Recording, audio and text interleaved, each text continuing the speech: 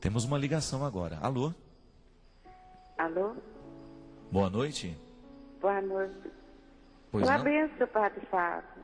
Deus abençoe. Quem está falando? Sua mãe. Ah, minha... Ué, mas a senhora está um pouco diferente. Tudo bem com a senhora, dona Ana?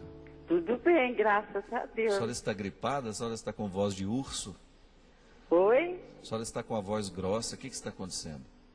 Uai, eu tô com a voz da sua mamãe mesmo, ai. Que prazer Oi. falar com a senhora. Pai, para mim foi a maior alegria nesse convite que eu tive para fazer essa surpresa para você. É?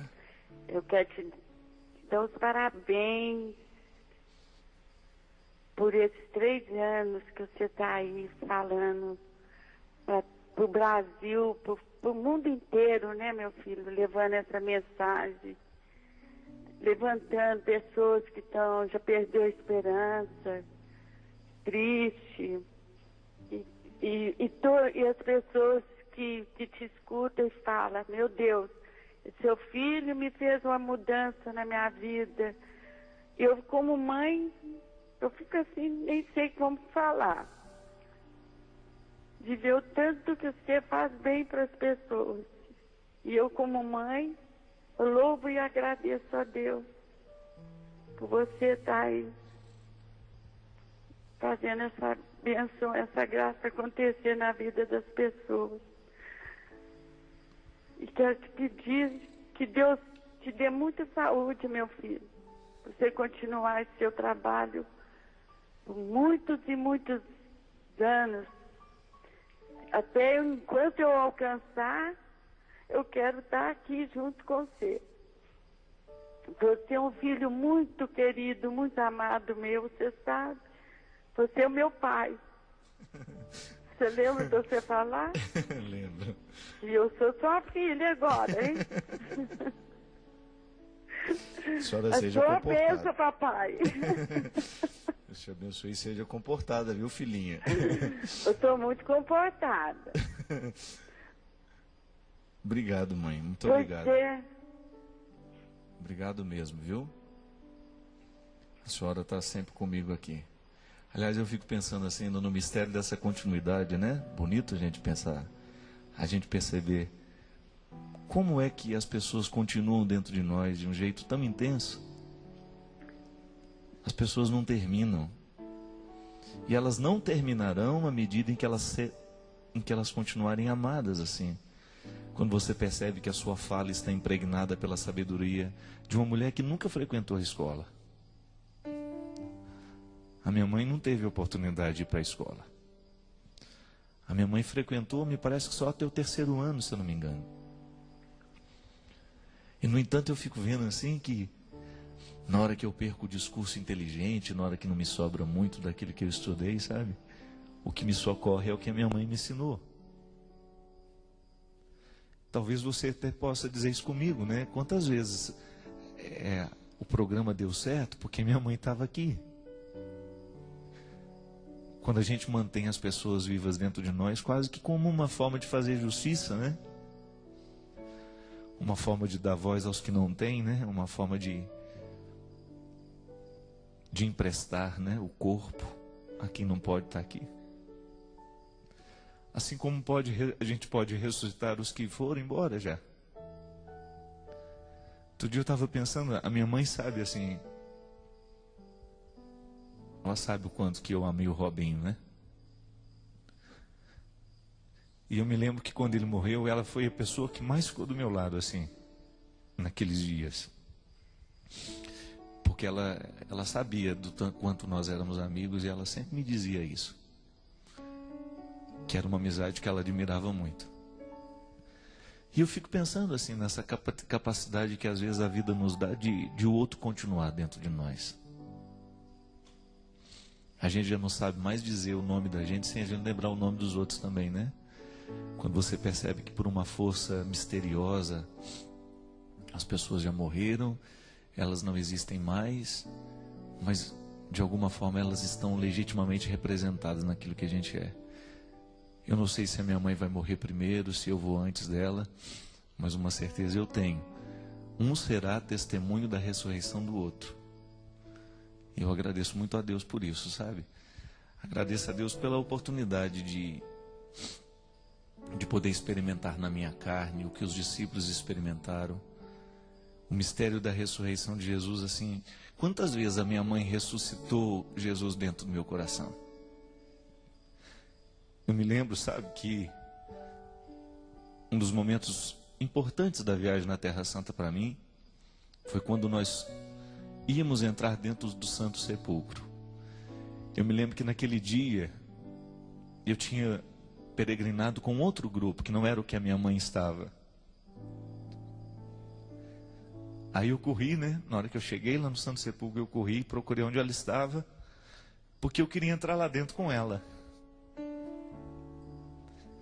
Lá entram no máximo 3 pessoas juntas, né? Porque na minha experiência de homem, né, de filho, quantas vezes um ressuscitou o outro, sabe?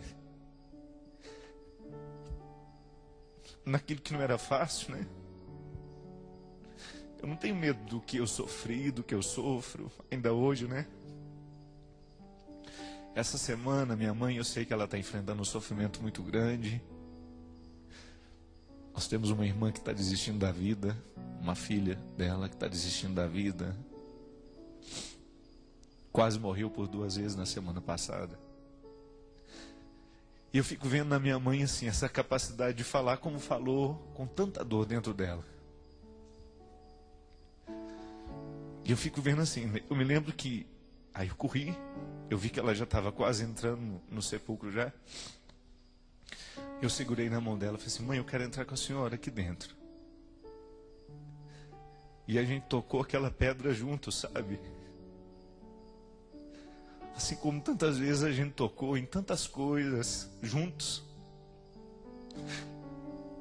E eu fiquei pensando, né? Qual que é o grande significado do Cristo para nós? É que Ele ressurgiu.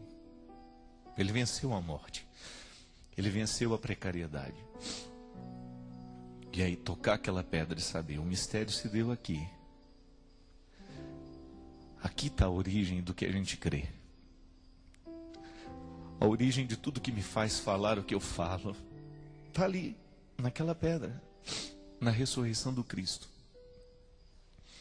Mas a ressurreição do Cristo eu só pude entender porque um dia uma mulher me ressuscitou também.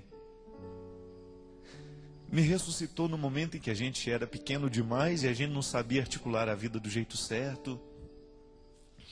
Ela me ressuscitou no dia em que eu não queria ficar na escola, porque eu tinha medo da solidão, de ficar longe dela. Ela me ressuscitou no momento em que a minha irmã morreu. Ela me ressuscitou no momento em que a gente viu as coisas darem tão errado dentro de casa. Ela me ressuscitou no dia em que eu quis desanimar da vida. Ela me ressuscitou, assim como ela tenta ressuscitar minha irmã, tenta ressuscitar os meus irmãos. Isso eu falo em nome deles. Eu tenho certeza que todos eles amam profundamente e admiram a minha mãe. E essa é a beleza da vida, né? Entrar ali naquele santo sepulcro com a mulher que me ensinou tudo o que eu sei sobre a ressurreição. Não porque me fez ler nos livros, mas porque me emprestou a ressurreição na sua capacidade de ser mulher, de ser mãe, de me gerar de novo. Eu acho que vocês que são mães, vocês têm o poder de nos gerar de novo a vida inteira. Que às vezes a gente precisa nascer de novo. Não são poucas as vezes na vida que a gente precisa nascer de novo. E nascer de novo às vezes é tão duro, né? É tão difícil. Eu vejo lá com a minha irmã. Por mais que você olhe para ela e diga, o que está acontecendo, né? Para não querer viver mais. Para atentar contra a própria vida. É tão difícil nascer de novo. Às vezes a gente tem a resposta fácil para a gente, mas não cabe no outro. E quase que ter que trazer para o ventre de novo. Ter que trazer para o ventre. É como perder um filho, né? O desejo parece que é, diante do filho morto, colocá-lo dentro da barriga de novo, para ver se a vida volta. São poucas as vezes, minha gente, em que nós estamos assim também. A vida parece que escapando de nós. Ainda hoje eu conversava isso com o Léo, como hoje as pessoas estão fracas, né? Como as pessoas hoje estão sem vontade de viver. Como o sofrimento tem sido causa de derrota para tanta gente. E às vezes falta essa nossa experiência de olhar nos olhos e de redescobrir ali um significado para a gente ir adiante. E só é possível com quem a gente ama, viu? Não tem outro jeito não. E só é possível quando a gente olha nos olhos de quem nos ama mesmo. De quem sabe tudo sobre nós, ou que sabe boa parte daquilo que nós somos. Quando empresta. Olha, eu sei que está difícil para você hoje, eu te empresto um pouquinho de mim. Eu sei que hoje você não tem condições de ficar em pé sozinho, eu te empresto um pouquinho de mim. Me empresta um pouco do seu sorriso, né, na hora da minha dor, me empresta um pouco da sua lágrima, me empresta um pouco do seu colo. Nós precisamos fazer isso o tempo todo. Porque esse é o grande significado. Às vezes a gente fica... São tantas as perguntas que a gente tem aqui. Padre, como é que a gente faz? Padre, como é que a gente faz? Padre. Às vezes o segredo é simples. Mas é por ser simples demais que às vezes a gente não entende, que nós queremos coisas muito complicadas. Às vezes o cristianismo ele só é possível assim, quando você olha para Jesus e vê que ele emprestava o tempo todo. Não sei quanto tempo Jesus... Eu não sei quanto tempo que Jesus vai ter que me emprestar o sorriso dele. Pode ser que o meu volte amanhã.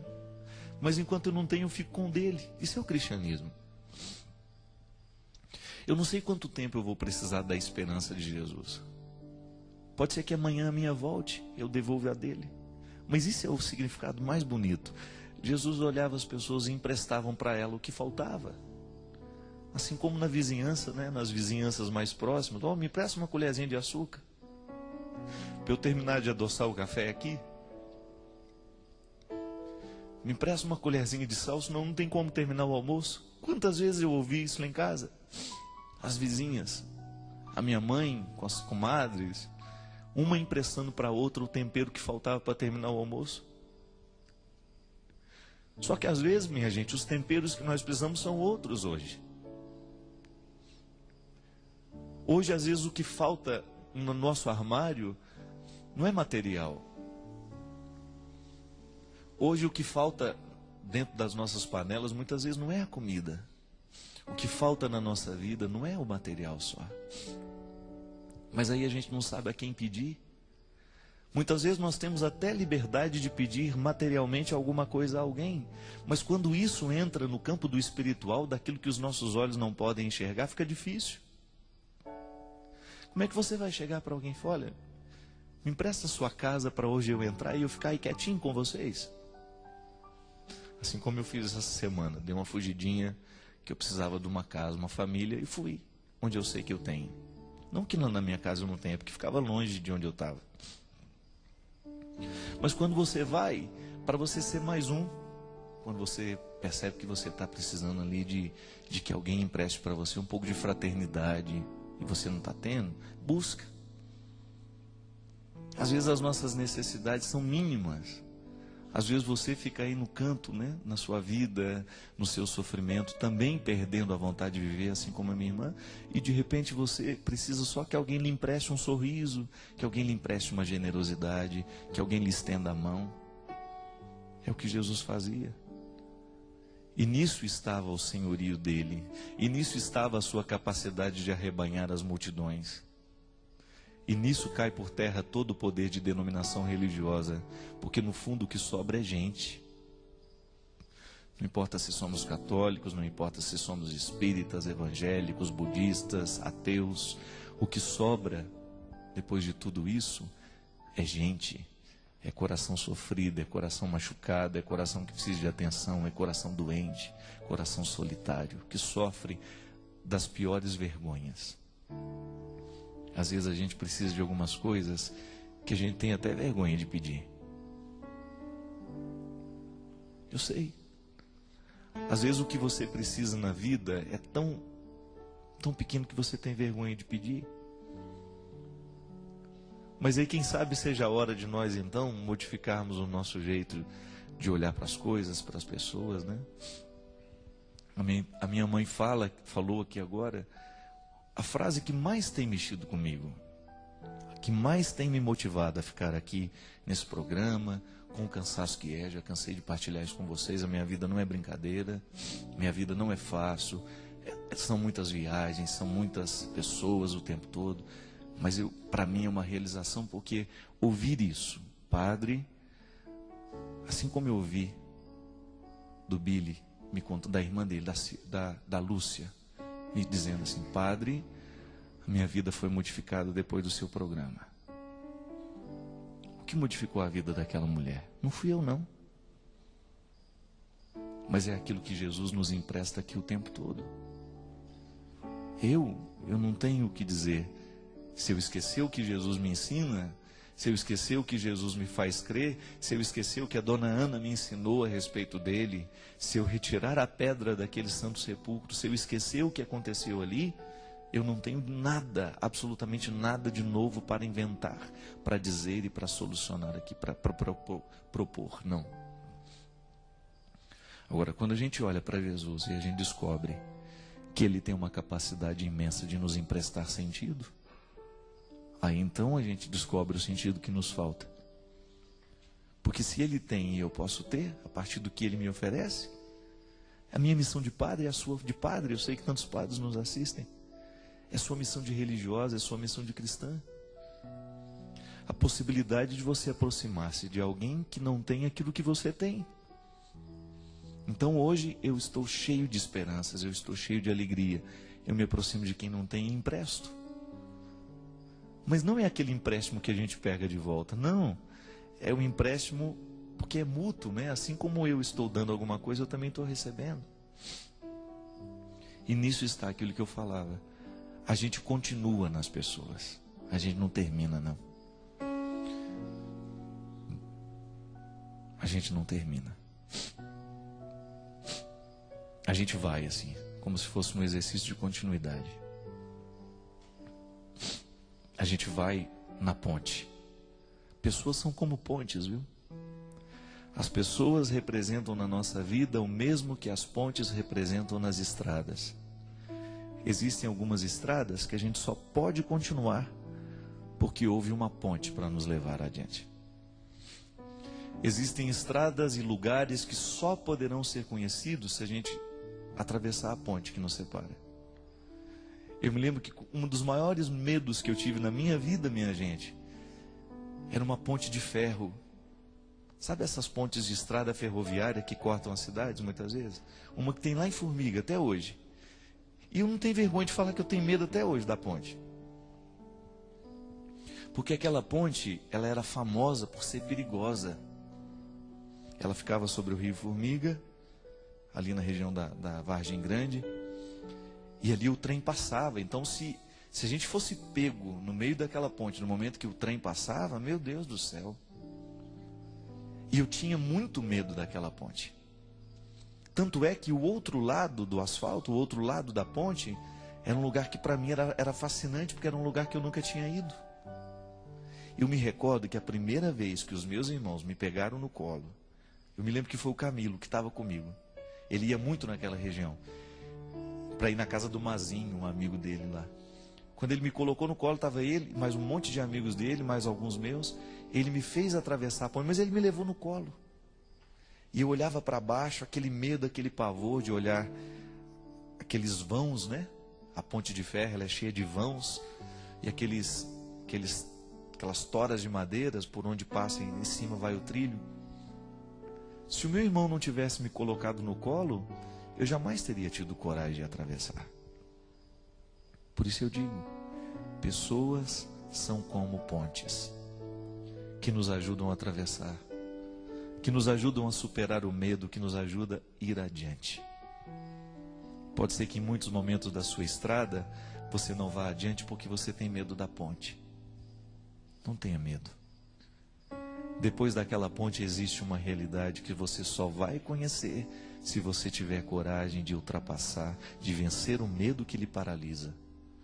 Medos muitas vezes têm o poder de nos paralisar.